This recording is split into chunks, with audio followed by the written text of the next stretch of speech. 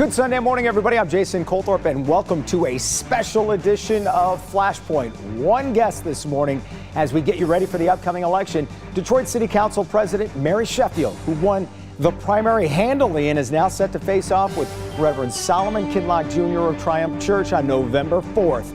Let's get the discussion going right now. As we sit here 16 days out now from Election Day on November 4th, it feels like it's been a low-key general election cycle for Detroit mayor until this week's debate. But many journalists have been pushing the campaigns for more than that.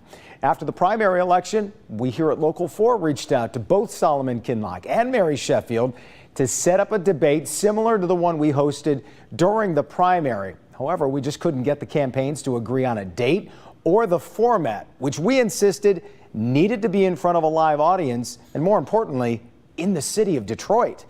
After several weeks of trying, we reluctantly conceded it just wasn't going to happen. Plan B was to have both of them here on Flashpoint, and that starts this morning with Mary Sheffield. Next week, we will talk with Solomon Kinloch Jr., the order of appearances, by the way, simply because of how scheduling worked out with the campaigns. The idea is to get their thoughts on the same major issues, and then I'll ask questions specific to them. So let's get started with the woman who won the primary by a landslide.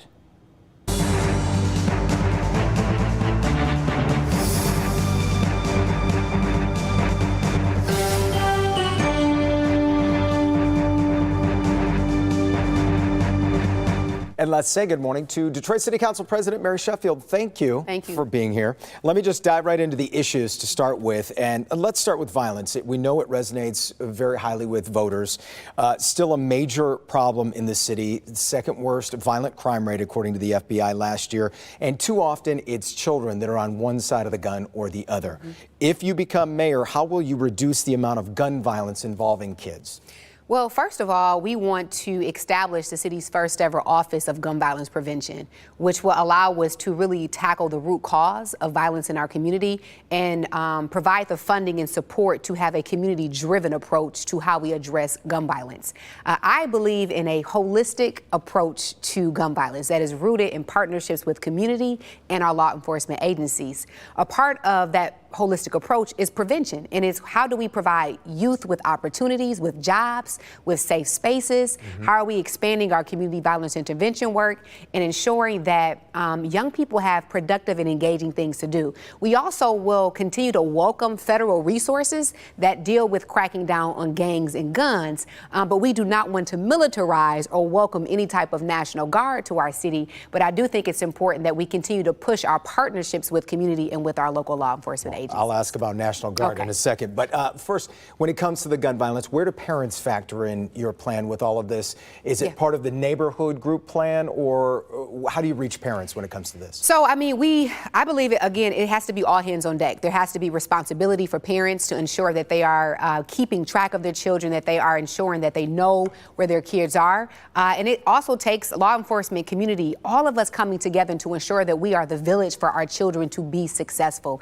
And so, again, my approach would be one where we are supporting prevention work, but also supporting the work of our Detroit Police Department as well. Let me talk about the statistic we saw recently. Poverty rate in Detroit up again in 2024, now 34.5%, which makes it the poorest big city in the U.S., much higher than the average of 10%. That's 223,000 people that are living below the poverty line. What would your plan be to get them above that line? So my anti-poverty plan is rooted in education. We have to ensure that the mayor's office is a champion of education. We can no longer say the mayor doesn't control the school system and so I'm hands off. The mayor must be hands on.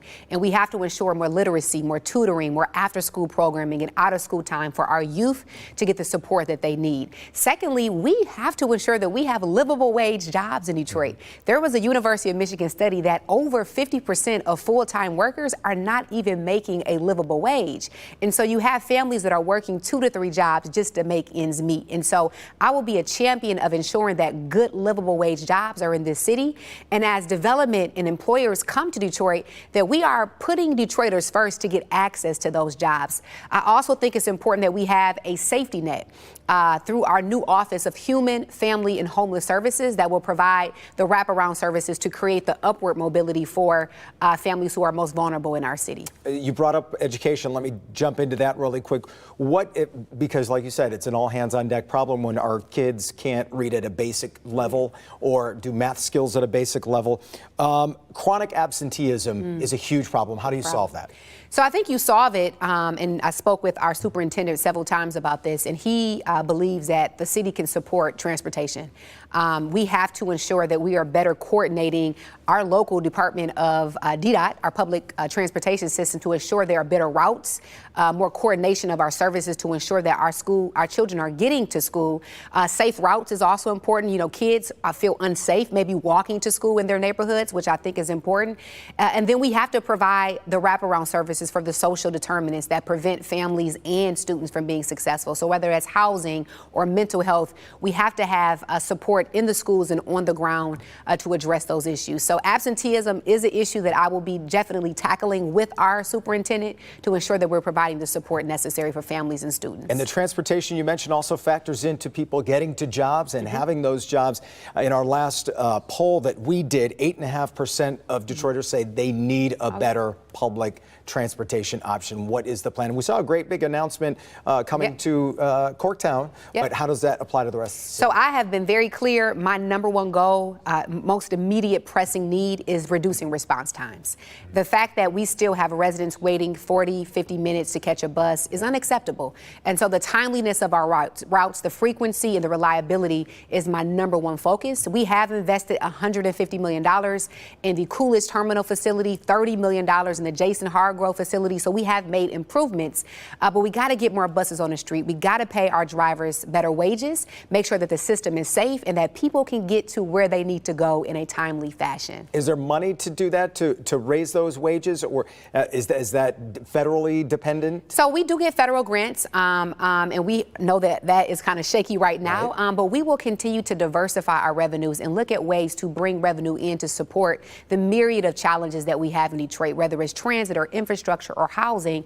We will look for ways to explore, to diversify our revenues, but we will be very aggressive at seeking out state funding, federal funding, and looking at ways that we can shift things within the city's current budget to better support our public transportation system. I know you're against National Guard troops coming to Detroit at all costs, but I want to know what your plan of action would be if President Donald Trump disregarded that, sends troops into Detroit anyway. What do you do? So I want to be very clear. My job as mayor is to prevent that from happening in the first place. And we will continue to lead with our strong partnerships with law enforcement and with community to drive down crime. This year alone, we've seen a reduction in all categories of violent crime compared to last year. So crime is declining in Detroit. Want to be very clear about that. If it were to happen, we will continue to look at what other cities are doing that has worked. We will work with our governor, our current local law enforcement agencies to ensure that it is a swift and quick move here, that they are easily and in certain ways can leave the city of Detroit. But again, my goal as mayor is to prevent that from happening in the first place. But we will definitely stand against that coming to the city of Detroit. Do you think it's important for the mayor of Detroit to have a good working relationship with the White House? Yeah, I mean, I think at the end of the day, my job is to bring resources back to Detroit. And I know one thing about being in political office now for 12 years, that we have to work across the aisle. We must find common ground. And as mayor, that is my job. And so we will be reaching out to the White House to ensure that we are trying to get as many resources as possible here to the city of Detroit. Data has shown eating ultra-processed foods like chips, chicken nuggets, hot dogs, frozen packaged meals can take years off people's lives. When so many Detroiters are living in a food desert, what is your plan to make healthier whole food options available to them? Oh my gosh, this is such a great topic. One, we're trying to make it easier for businesses to open up and thrive in Detroit. So we're cutting red tape, eliminating city licenses and bureaucracy so that a grocery store or a coffee shop or more restaurants can open up in our neighborhoods, which I think is important.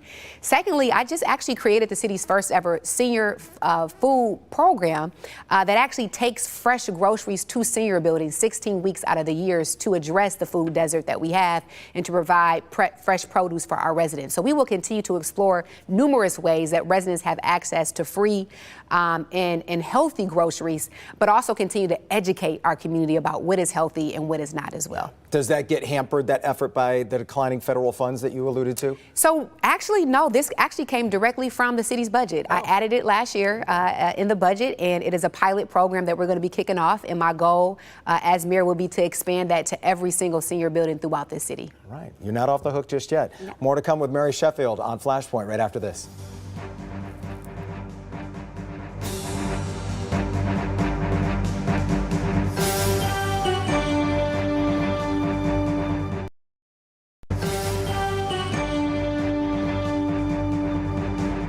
Back here on Flashpoint with candidate for mayor Mary Sheffield, who won the primary, as we know.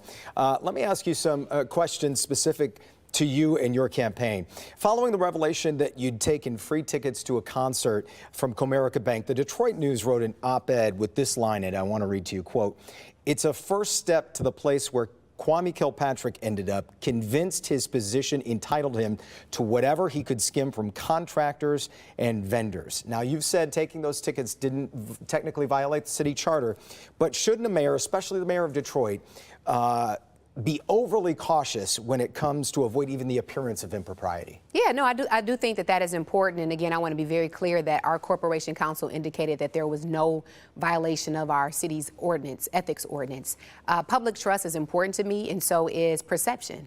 And I want to be very clear, for 12 years, I've served on the city council with integrity, the youngest ever elected in the history of Detroit serving on the city council. And so my administration will always ensure that we are improving upon ways that we can improve public trust and perception as well, and always looking for ways to strengthen that as well. Specifically, how, because it's a big administration and corruption can happen anywhere, how would your administration prevent the abuse of power or have that oversight and enforce accountability? Yeah, so as a city council member and council president, I actually created the city's first ever proportional funding ordinance that provides, through an ordinance, that all of our city oversight agencies have proportional funding to do the work that the charter lays them out to do. So I think that's very important to mention, because you can have oversight agencies, but if they don't have the funding and the capacity to do the job in which the charter outlines, they're not effective. So I started there.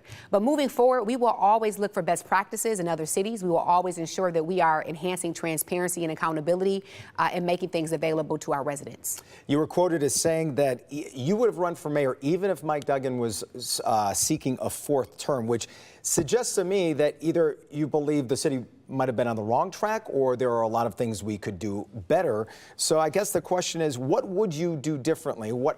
Could you do differently if you're mayor than what Mike Duggan did? Yeah, so for me, it's about building on the foundation that has been laid. There has been a tremendous amount of growth in our city, but we know our neighborhoods are still in need of investment. We know that we still have a housing crisis in the city. We still have to build up our middle class and address the issue of poverty. And we got to have great paying jobs in this city where Detroiters have access to them.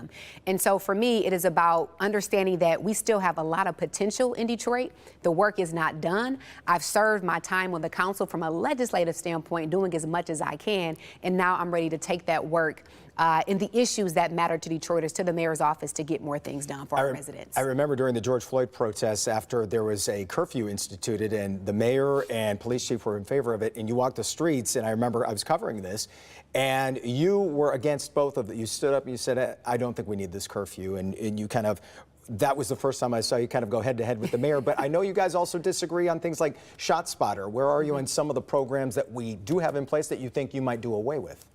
Yeah, so we definitely have had our share of disagreements, and I think that is natural for the executive and the legislative branch of government. And in fact, that is what should happen. We are the checks and the balance of the mayor's office. And my job as the council president was to always challenge and to get a return on our investment and to get more.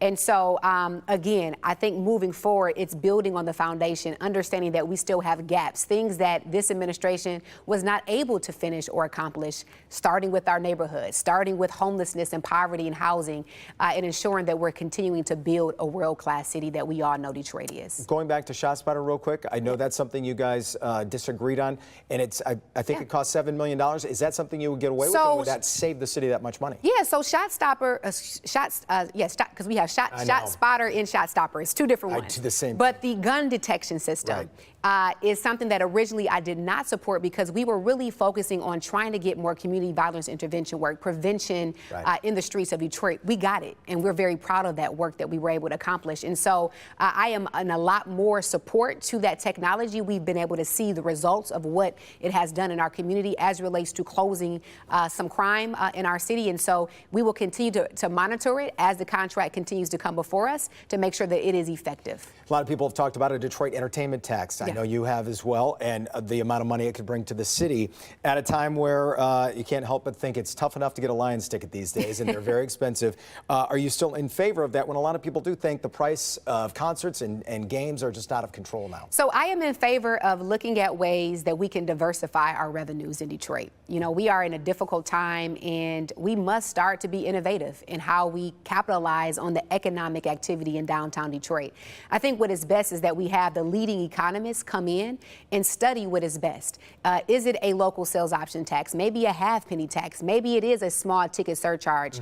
We need to figure out what is the best route for Detroit, what has the least amount of impact on our residents, and see what is best to move forward to generate revenue to fund transit and infrastructure and housing. And so I am all for exploring what is the best option and having all of our stakeholders at the table to have a voice to see what is best for our city. Yeah, because we know the city benefits so many others, and there's a lot of out-of-towners come to these games. Yes. Let me quickly touch on housing assistance. It ranks as a high priority with Detroiters, and federal dollars are expiring in a lot of ways.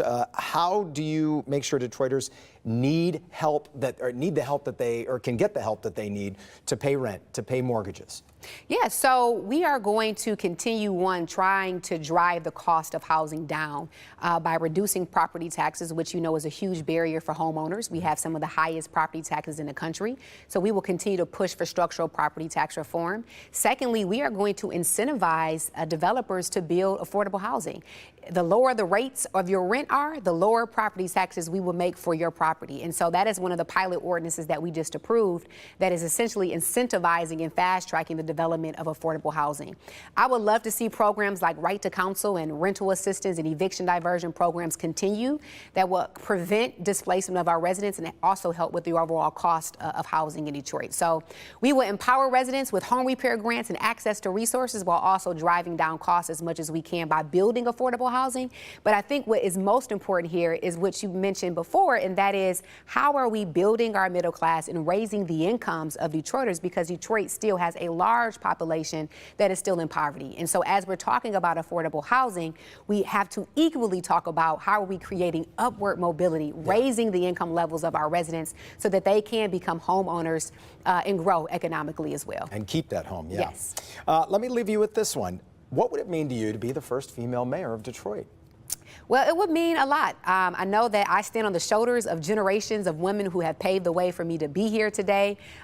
There are so many young people in this city that are looking up to me and point and say, that's the next mayor of Detroit. I can't believe that they are watching everything that we're doing. And so it is a big moment for we as women, but more importantly, I always say that not only will I be the first woman, 75 mayors we've had, not one has been a woman, but I am the most qualified. And so I am very excited to meet this moment, one, with being able to make history, but also being able to have the experience that is needed to make sure Detroit rises higher. Well, number one, all those ladies who are eligible to vote that are watching, certainly go to the polls on November 4th, and we wish you the best of luck. Thank you. City Council President Mary Sheffield with us on Flashpoint. Thanks so much. Thank you for having me. Appreciate it. We'll finish up the show right after this.